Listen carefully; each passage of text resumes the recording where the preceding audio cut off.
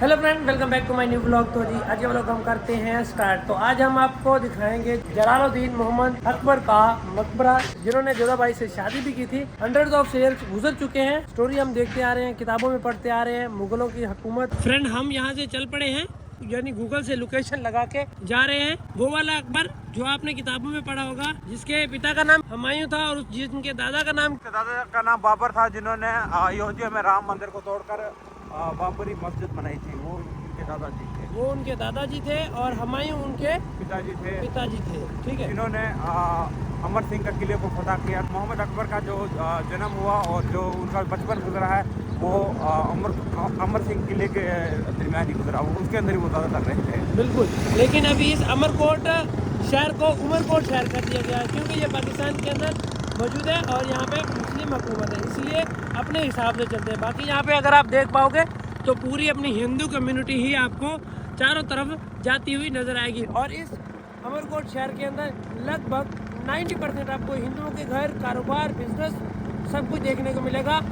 ठीक है, इस रास्तों पे पहले कभी 100% हिंदू हुआ करते थे जोधाबाई के साथ। अभी 95% अभी भी 95% हिंदू अभी भी हैं।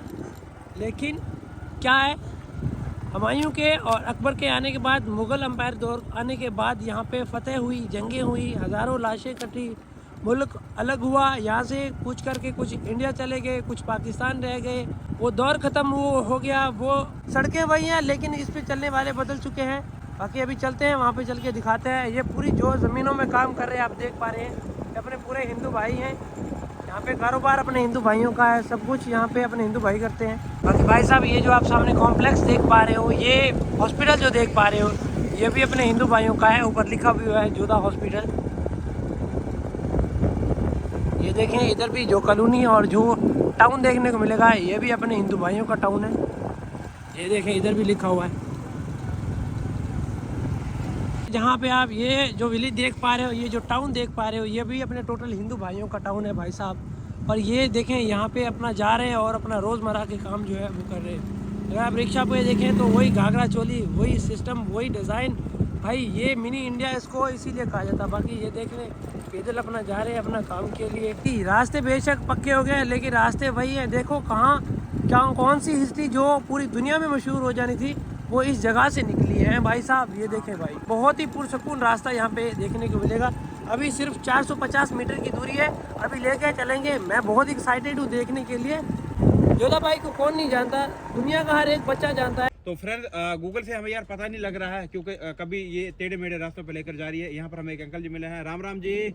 जी राम राम। तो अंकल जी, यहाँ पर हमने सुना कि जलालुद्दीन मोहम्मद अकबर का जो बर्थ प्लेस है यहीं कहीं पर मौजूद है, तो आप बता सकते हैं कि वो कहाँ पर है? जी हाँ, बिल्कुल यहीं पर मौजूद है और आप सही जगह पर आए हैं। अभी तकरीबन आधे किलोमीटर से भी कम जगह पे ही उनका मोनूमेंट है। अच्छा, यादगार है। जी। अकबर बादशाह यहाँ पर पैदा हुए थे 1542 में। 1542 में? जी, हुमायूं और हमीदा बेगम के बेटे थे। जी। और यहीं पर पैदा हुए थे और इनको यहाँ पर जो तहफ़्फ़ुज़ दिया था वो ठाकुरों ने दिया था। ठाकुरों ने दिया था। अच्छा। हाँ, तो जैसे हमने सुना है, जैसे सुना है तारीख में, जी। तो यहाँ ठाकुरों ने ही उनको जो है पनाह दी थी। फिर वो यहाँ से बड़े हुए जी। फिर बड़े सगीर के बादशाह हुए। जी। तकरीबन छोटी सी उम्र में ही 16 या 18 साल की उम्र में ही वो बादशाह बन गए थे। और जंग भी मेरे ख्याल में इसी उम्र में उन्होंने जंग लड़ी थी। फिर आगे चलकर तो बहुत से किस्से हैं। अच्छा, वो जोधाबाई से जो शादी की थी, जोधपुर की रानी से, उसके बारे में आप क्या जानते हैं? जोधाबाई से जो शादी की थी, तो वो तो उसकी जो तारीख है वो भी ठाकुर थी जोधाबाई। अच्छा। ठाकुरों की औलाद थी। तो जोधपुर की रानी कहते हैं, वो जोधपुर की रानी थी। ये भी कह सकते हैं कि रानी थी, मगर वो राजा भारमल की बेटी थी। अच्छा। बस उनका जो तरीक़ेकार था ठाकुरों का कि भाई ये हमारे यात्रा पे जाते हैं और ये इन पे टैक्स लगता है या कुछ भी जो हर्जाना वगैरह लगता है, उसी सिलसिले में। और ठाकुरों की जो बची हुई रियासतें बचाने के लिए ही उन्होंने जो ये कदम उठाया था कि भाई बादशाह अकबर को अपनी बेटी से ब्याह किया जाए। तो ताकि अमन अमान रहे, किसी जो जंगें होती हैं ठाकुरों की और मुगलों की वो नहीं हो। अमन के लिए अपनी बेटी अमन की अपनी बेटी को ब्याहना की पड़ा। शादी वहाँ पे कर दी। सही। मगर जोधा भाई का भी अपने असूल थे, हाँ। तो उसने मुगलों के महल में ही एक मंदिर बनवा लिया था श्री कृष्ण भगवान का, और वहीं पर रहती थी, और अपना धर्म चेंज नहीं किया, अपना धर्म चेंज नहीं किया, और वो अपने धर्म पे कायम थी। अकबर बादशाह भी इंसाफ पसंद आदमी मतलब बादशाह था, तो उसने उसको अपने धर्म से हटाने की कोई कोशिश नहीं की, और बिल्कुल ऐसे ही उन्होंने ज़िंदगी गुजारी। अंकल जी बाकी इस इलाके के बारे में बताएं, अपने आज कितने % हिंदू यहाँ पे रहते हैं? सही पॉपुलेशन हो जाए तो हिंदुओं की पॉपुलेशन ज़्यादा है। ज़्यादा है। हाँ। अच्छा। अमरकोट अमर सिंह एक ठाकुर था जिसके नाम पर ये बना हुआ था। काफ़ी मौले ऐसे हैं कि जिसमें सब हिंदुओं का जो मौला है, मेरा मौला है माली पाड़ा। अच्छा। माली पाड़ो, ये लाल माली के आसपास ये यहाँ हमारे हिंदू हैं, माली बिरादरी है तकरीबन। अच्छा, अगर लैंड की बात की जाए तो हिंदुओं के पास अपनी लैंड है यहाँ पे, ज़मीन? हाँ, हिंदुओं के पास अपनी लैंड है। जॉब के सिलसिले में जॉब जो मेरिट पे उतरता है, जो जिसका मतलब जो स्ट्रांग होता है हर लिहाज से, अच्छा, मेरिट पे भी मिलती हैं, सियासी बुनियाद पे भी मिलती हैं, और पैसे खर्च करने पर भी मिलती बिल्कुल ये। हैं। और हिंदू काफ़ी नौकरियों में है, जॉब कर रहे हैं, डॉक्टर हैं, इंजीनियर हैं, और हॉस्पिटल भी हैं। मतलब कुल ओवर हम ये कह सकते हैं कि अमरकोट में आज भी थोड़ा हिंदुओं का राज है। हाँ, उमरकोट में हिंदुओं का होली बहुत अच्छी तरह मनाते हैं हम। यहाँ पर रामापीर चौक है, और अभी होली हुई है तकरीबन। मोस्ट रिचेस्ट कॉलोनी भी यहाँ पे हिंदुओं की मानी जाती है, ये रामापीर चौक। रामापीर चौक यहाँ तकरीबन सब हिंदू हैं। यहाँ शेवाणी मोला है, शुरू में उसको शेवाणी मोला कहते थे, अब रामापीर चौक हो गया है, कृष्णा चौक हो गया है, शंकर भोले चौक हो गया है।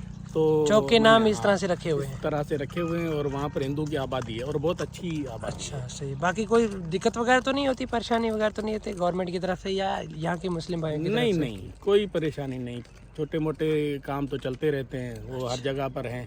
बाकी कोई यहाँ पर हिंदुओं को कोई परेशानी नहीं है। कि मुगल आजम ने अपने हिंदुइज्म पर काफ़ी ज़्यादा जुल्म ढाए। कुछ ऐसे शहनशाह भी होकर गुजरे हैं जिन्होंने सनातन धर्म को सपोर्ट भी किया था। जलालुद्दीन अकबर के खानदान से देखा जाए तो जो उनके दादा थे बाबर आजम, ठीक है ना, बाबर आजम, हाँ, वो बहुत ही खड़ूस आदमी था, और उन्होंने जो है हमारे सनातन धर्म को कहते हैं कि खत्म करने की पूरी कोशिश की थी।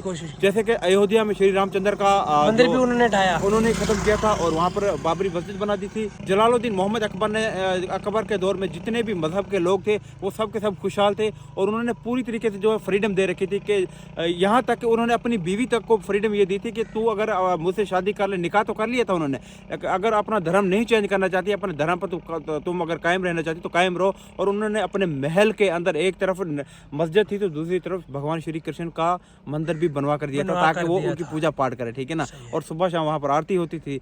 और तो भाई इस तरीके का वो ग्रेट था, ग्रेट किंग कहलाया जाता है, ठीक है। उनका भी फिर एक ही बेटा था, वो सलीम, जिसके बाद जोधा बाई की थी।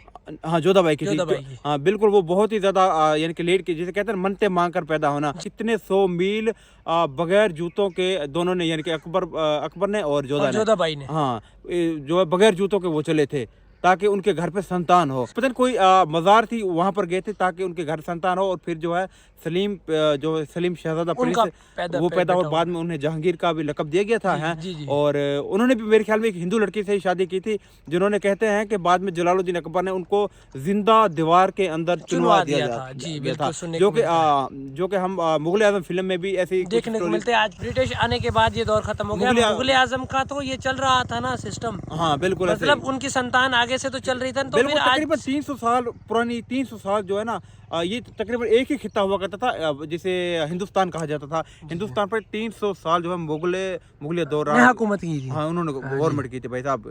अच्छा, आज देखा जाए तो मुगल आजम का कोई खानदान वगैरह देखने को मिलता है या बस खत्म हो गया पूरी तरह से? जो है पूरी तरीके से खत्म हो। कहते हैं कि जो बाद के जो जितने भी बादशाह थे ना, वो अयाशी में ज्यादा थे, अयाश परस्त थे, तो फिर संतान ना होने की वजह से भी खानदान खत्म हो गया उनका। हाँ बिल्कुल ऐसे ही। और जंगे ज्यादा करते थे तो वो जंगों में मारे गए। हाँ बिल्कुल, लास्ट जो किंग था ना वो था मेरे ख्याल में जहांगीर ही था। हाँ, औरंगजेब जहांगीर था। हाँ, उसके बाद जो है जितने भी बादशाह आए वो अयाशियों में डूब गए, और फिर अंग्रेज आगे उन्होंने फिर गवर्नमेंट इनको मरवा दिया, खत्म करवा दिया, इनकी जितनी भी मतलब के थी, और इनके किलों पे कब्जा कर लिया। बिल्कुल ऐसे ही। और आज वो बंजर पड़े हैं, भाई देख सकते हैं। बस उनकी उनकी वो तलवारें, कपड़े वगैरह और उनका वो वो कल्चर यादगार देखने के को मिलता म्यूजियम है। में रखे हुए हैं, यादगार के तौर पे, और कुछ भी नहीं है। चले अकबर का मकबरा दिखाते हैं जहाँ पे वो पैदा बिल्कुल हुए। तो गाइस ये है वो ग्रेट प्लेस, अभी इंटर हुए हैं उसी ग्रेट प्लेस के अंदर।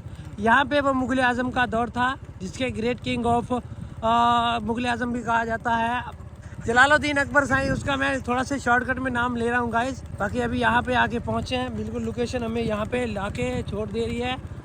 ये देखें, ये रहा उनका मकबरा जी, कुछ लोग बैठे हुए हैं अभी।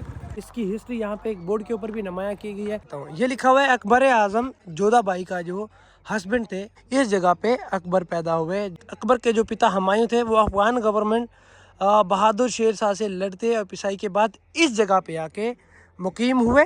वो भी किन के साथ?